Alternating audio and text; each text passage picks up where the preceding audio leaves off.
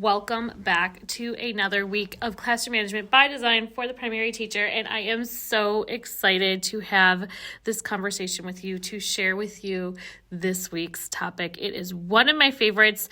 I am probably in the minority, and you are probably, especially if you are a PBIS school, not going to love what I'm going to say. Bottom line is you do what works for you. Excuse me. But just know there is so much research backing what I'm going to share with you today in the topic of to reward or not to reward. That is the question. First of all, I should say thank you for being here. I am Lauren Zabig, and I'm the founder of Lesson Plan Toolbox, where we help primary teachers master classroom management, master classroom culture, master student behavior every single day. That is what we do. You are who we serve, and we couldn't be happier to be on this journey with you. The fact that you're here means you are already looking to grow. What we do behind the scenes is we alleviate any burdens that you have come up in the classroom for you. We do all that behind the scenes work for you, putting toolkits together for you so you have the strategies to meet your specific needs for your specific classroom. I know classroom management, classroom culture is not a one-size-fits-all process. Every single situation is different. Every single situation is unique, which is exactly why we need to talk about this week's topic, which is to reward or not to reward. Here we go. I hope you're ready for this one. But again, be open-minded. Know that both sides of the topic have good, solid research. However, when you say kids are not the same or teaching is not the same, this is a big reason why. This whole over-rewarding, shall we say. Okay. The debate over whether to reward students for good behavior has been a long-standing topic in education. On one side, rewards can be a quick and effective way to encourage compliance and participation from your students. On the other hand, relying too heavily on rewards undermines the development of their intrinsic motivation, which is that internal drive to do something because it's meaningful or important, not because of the external incentive. So I'm going to unpack for you this whole topic, and I'm going to give you some strategies to foster that intrinsic motivation while maintaining a positive and well-managed classroom. So let's get into the case for rewards, why they work, and their limitations. Rewards, whether they're stickers, they're points, or verbal praise, are a staple in many classrooms. And here's why. It's immediate reinforcement. Rewards provide an instant feedback for your students, reinforcing a desired behavior in the moment. Building routines. For younger students or those struggling with self-regulations, rewards can establish positive habits. It's also a great way to motivate reluctant learners. Extrinsic rewards can sometimes serve as a bridge for students who are not yet intrinsically motivated. Here's the downside, though. While rewards can be effective short-term tools, over-reliance on them comes with risks. First, undermining the intrinsic motivation. When students become accustomed to external rewards, as they do with that PBIS system, they may lose interest in activities once the rewards are removed. Then there's the equity concerns. Rewards can unintentionally highlight disparities with the same students repeatedly earning the recognition while others feel left out. Then we have that behavior dependency component. Students may perform only when a reward is at stake, which creates a what's in it for me mindset. Here is the power of intrinsic motivation. We need to know what it means, right? So intrinsic motivation, it occurs when students engage in behaviors or activities because they find them inherently rewarding. They are reading for enjoyment. They're solving puzzles for the challenge. Maybe they're helping a classmate because it feels good to do so. So why do we want to focus on intrinsic motivation? The long-term engagement, that's the bottom line. Students are motivated by internal factors, and that means they're more likely to sustain effort and interest over time. Intrinsic motivation also fosters a growth mindset where students see challenges as opportunities to learn rather than obstacles to avoid. These intrinsic motivations, it is encouraging to help the students develop empathy, self-awareness, and a sense of responsibility. So how do we transition from rewards to this intrinsic motivation? The shift from the extrinsic, I have trouble with these words all the time. The shift from the extrinsic motivation to the intrinsic motivation doesn't mean eliminating all rewards overnight. We're going to go about this gradually, fostering an environment where students find value in their efforts and their choices. So here are some strategies you can try. First, focus on relationships, not the transactions. Children thrive when they feel seen, heard, and valued. Building strong relationships reduces the need for external motivators. So you can use descriptive praise that acknowledges efforts and improvement rather than offering those generic accolades. What does this look like? So instead of saying, "Good job," try something like, "I noticed how carefully you added details to your drawing. That took a lot of focus, and look how great your drawing looks." Why does this work?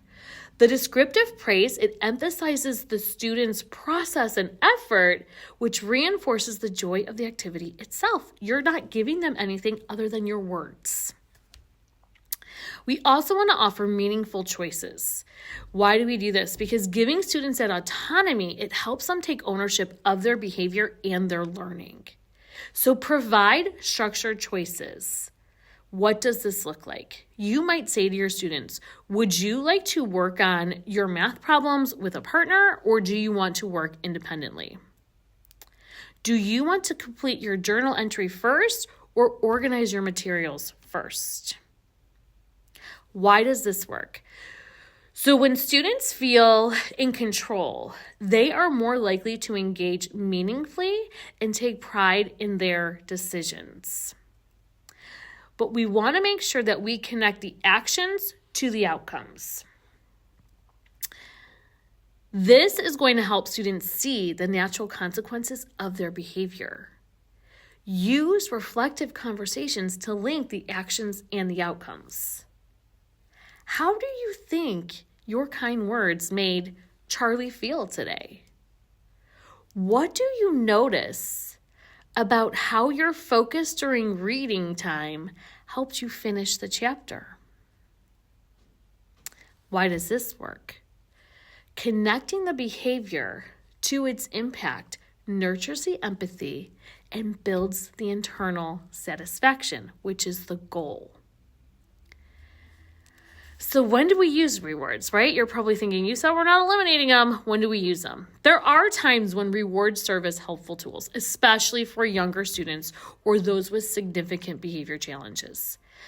The key is using rewards as a stepping stone, not a crutch. So use rewards sparingly. Reserve those extrinsic rewards for introducing new behaviors or reinforcing exceptionally challenging tasks. Once the behavior becomes more consistent, fade the reward gradually. If a student struggles with raising their hand instead of calling out, start by maybe rewarding the hand raising. Over time, reduce the frequency of the reward while increasing verbal engagements. And I'm going to tell you, for that example, I really struggled to include this one or not, but based on the research, I felt comfortable doing this. This is for students who have severe, I don't want to say severe. This is for students who really, really struggle with this. This isn't just for the random kid who calls out. This is for students who really, really do not have the awareness that they need to raise their hands in order to maintain the calmness and the culture of the classroom. You can also pair rewards with intrinsic cues. So whenever you give a reward, you can connect it to an internal benefit. So when giving a student a sticker for helping clean up, you could say, you really helped our classroom feel organized. Doesn't it feel great to see everything tidy? But you can also make these rewards collaborative. This is personally my favorite, where you're encouraging the teamwork and the collective rewards that promotes that sense of community.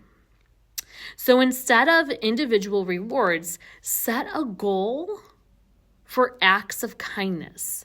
Celebrate together with an activity like an extra recess or a choice day. Fostering classroom culture of intrinsic motivation is going to build that culture of success and peace in your classroom. Building intrinsic motivation is about creating a classroom where curiosity, kindness, and efforts are valued.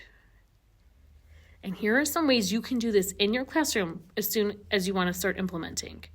You want to model the joy of learning. Your enthusiasm is contagious. When students see you excited about a book, a math problem, or a science experiment, they're more likely to mirror that curiosity. Share your own experience of learning something new and the satisfaction it brought you. Share that with your students. And then celebrate the effort, not the perfectionism. Shift the focus from outcomes to the process of learning. Create a growth wall in your classroom where students can post examples of times where they worked hard to overcome a challenge.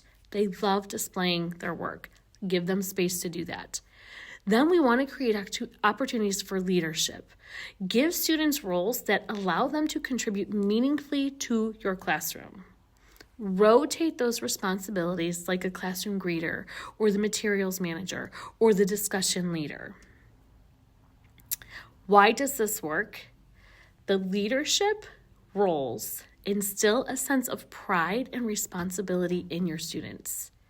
It's encouraging students to act for the benefit of the group rather than the external rewards that you're buying from a store with money from your own pocket. The next thing we want to make sure we do with this whole process is encourage the reflection. So help your students reflect on behavior and choices. Use journaling prompts. So simple. What's one thing you did today that made you proud? How did you help someone else feel good this week? End your day with these questions. They might journal about it. It might be a discussion.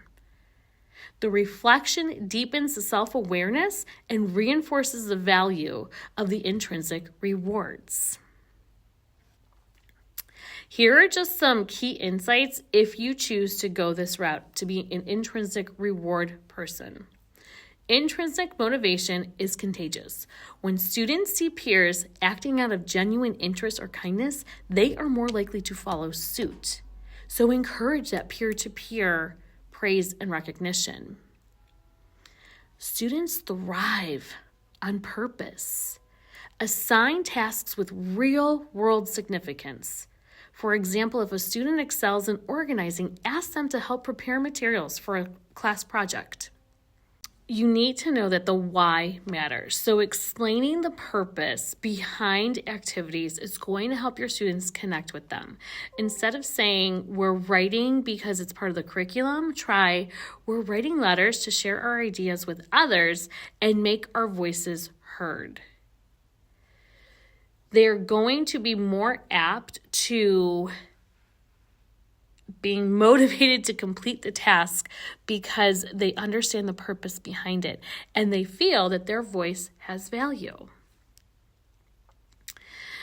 So here's the thing. To reward students or not, the answer really lies in balance. While extrinsic rewards can serve as helpful tools in the short term, Fostering the intrinsic motivation is going to be the key to long-term success. By building relationships and offering meaningful choices and celebrating efforts, we can create classrooms where students are driven by curiosity, empathy, and just simply the love of learning. As educators, our ultimate goal is not just to manage behavior, but to inspire it. We want to empower our students to act not because of what they receive, but because of who they'll become.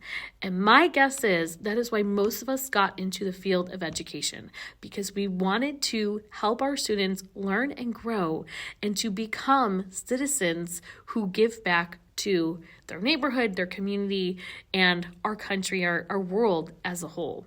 So that is where we are at with the whole thing on rewarding, to reward or not to reward. Next week, I am going to get into a guide for you, walk you through a guide where we explain the culture of creating the intrinsic motivational classroom. There is a process you can go through, and once you nail down the process, you're going to see such great changes in your classroom.